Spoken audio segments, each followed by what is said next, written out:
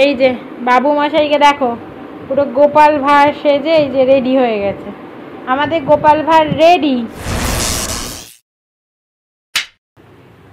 Hello বন্ধুরা, good morning.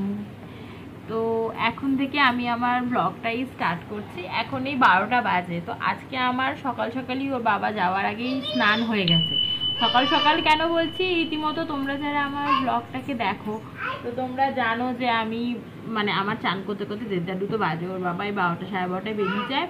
তারপরে আমাকে ছেলেকে নিয়ে স্নানটা করতে হয়। আজকে করে ফেলেছি কারণ সকাল থেকে আজকে আমার কোনো সেরকম কোনো কাজ নেই। অন্যদিন টুকটাক অনেকই কাজ থাকে, সব কাজ তো ব্লগে সবসময় ভিডিও করে দেখানো হয় না, তো আর কি থাকে। তো আজকে শুধু জামা কাপড়টাই আমার কাচার ছিল, যেহেতু কালকে কাচেনি, খুব বৃষ্টি হচ্ছিল কালকে। আজকে দেখছি ওয়েদারটা একটু ভালো হয়েছে, তো ওই জন্য জামা কাপড়টা কাচা হয়েছে, মেলবো। আর আমার স্নান হয়ে গেছে, আজকে আমি ঠাকুরকে পুজো দেওয়াও হয়ে গেছে। আর আজকে তাড়াতাড়ি স্নান করলাম কারণ মাথায় 1 সপ্তাহ আমার শ্যাম্পু দেওয়াই হয়নি, ওই জন্য আজকে একটু ভালো করে মাথায় আমি শ্যাম্পুটাকে দিই। এই আমাদের যে স্লাইডিং যে উইন্ডোগুলো আছে এত বাজে, ওর বাবা জাস্ট এটা সরাতে গেছে গিয়ে না, এটা পুরো উঠে চলে এসেছে। বিশেষ করে এই স্লাইডিংগুলো দেখতে হয়তো ভালো লাগে না, ডোর টাইপের যেগুলো সেগুলোই ভালো। সেগুলোতে কি হয়, চ্যানেলগুলো থাকে না, তাই চ্যানেলগুলোতে ময়লাও ঢোকে না, এত ধুলো ঢোকে না, পরিষ্কার করতেও সুবিধা হয়, আর মেনটেনও ভালো হয়, টেকসই। এগুলো না টেকসই না, উঠে চলে এলো আর কি। নিচে যে চাকাটা লাগা থাকে স্লাইডিংয়ে, উঠে চলে এলো। নতুন ফ্ল্যাট এত বাজে, স্লাইডিংগুলো মোটেও ভালো হয় না। আর এমনিই না প্রোমোটাররা খুব একটা ভালো জিনিস দেয় সবসময়, তা নয়। তুমি যদি প্রোমোটারদের জিনিসপত্রগুলোকে ভেঙে গুছিয়ে চেঞ্জ করে যদি নিতে পারো, তাহলেই একমাত্র তোমার বেশি টেকসইটা হয়। তো যাই হোক, আমি এখন যাই গিয়ে ছাদে জামা কাপড়গুলোকে মিলে আসি, আরও বাবাও বেরোবে, যাই একটু নিচেও নিয়ে যাই ছেলেটাকে, নয়তো তো কেঁদে অস্থির হয়ে যাবে।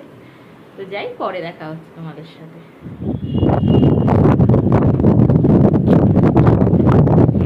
আজকে পুরো এক ঝাঁক পুরো জামা কাপড় হয়েছে। আজকে আর বারান্দাতে মেলবো না, 10 বার করে তোলাতুলি আর করবো না, এই ছাদের মধ্যেই মেলে দেবো। শেড আছে না, তাহলে অসুবিধা হবে না। নয়তো না 10 বার করে বৃষ্টি পড়ে আর তোলো, ওর থেকে ছাদে এসে একবার মেলে যাও, একবার তুলে যাও, ঝামেলা খতম। 10 বার করে ঝামেলা না, আর ভাল লাগে না।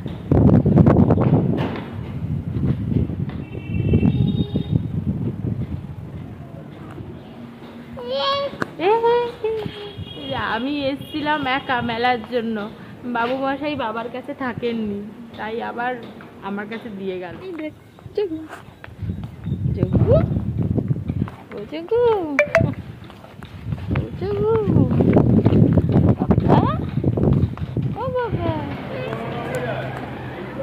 এই এই যে কোনো যায় গেলেই যায়, ওকে জিজ্ঞেস করো, ও যদি যায়।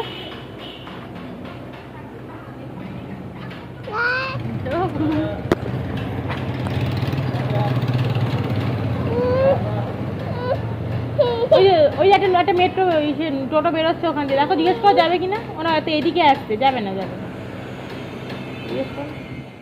আজকে কিছু রান্না করার ছিল না, বললামই তো। আর ভাতটাও পর্যন্ত ছিল করা, অনেকটা ভাত আগের দিন রাত্রে করা হয়ে গেছিলো। আর তরকারিও এত ছিল যে একা একা খেতে এত তরকারি আমার ভালো লাগে না। একটু ও থাকলো, বকতে বকতে খেলাম, আলাদা আলাদা করে এক একটা পদ ভাতের সাথে মেখে, তাহলে ভাল লাগে। আর এখানে যোগুকে একটু গোবিন্দভোগ চালে খিচুড়ি করে দিয়েছিলাম, ওটা তুলে রাখছি। একা খাচ্ছি, রান্না করিনি, তাও বাসনের পাহাড় দেখো, দেখেছো? ভালো লাগে না, কিন্তু কিছু করার নেই, কারণ কাজের মাসি যদি রাখি না বাসন মাজার জন্য, কোন দিন যে আসবে কোন দিন যে আসবে না, তার কোনো গ্যারেন্টি নেই। আর ফ্ল্যাট বাড়িতে না কি বলতো, বাসন কাসন যদি সিঙ্কটার মধ্যে রেখে দিই না, খুব অসুবিধা। সে আরশোলা তো হয়েই যাবে, আর গন্ধ বেরিয়ে যায়, এইটুখানি ফ্ল্যাট খুব খারাপ লাগে। ওই জন্য বাসন কাসন মাজার জন্য আমি কোনোদিনও লোক রাখি না, আমার ভালো লাগে না। ওই ঘর ঝাড় দেওয়া মোছা ওইটুকুর জন্য আছে, ব্যাস। আর কাজের মাসিদের উপর কোনো ভরসা নেই, বৃষ্টি পড়লো এলো না, এত বর্ষাকাল তো এখন ডেলি বৃষ্টি পড়ে, তো ওই জন্য থাক, কি করবো, ওই মাজতে হবে, আর কি করবো, ভালো লাগে না।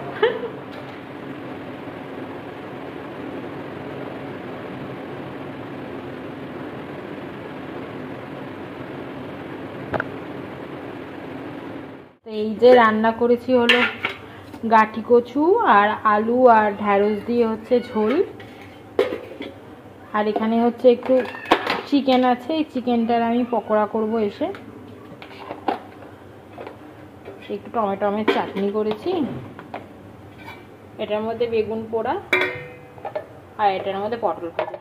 আর দুপুরবেলা যে ওই মাছের ঝালটা খেয়েছিলাম না, ওই মাছের ঝালটাও আছে, ওটা যদি ওর বাবা খায় তো দিয়ে দেবো, কারণ ওটা তো সেই কালকের, ওর বাবা একদমই বাসি খাবার খায় না, তো নয়তো আমি খেয়ে নেবো আর নয়তো ওর বাবা এই দিয়েই খেয়ে নেবে।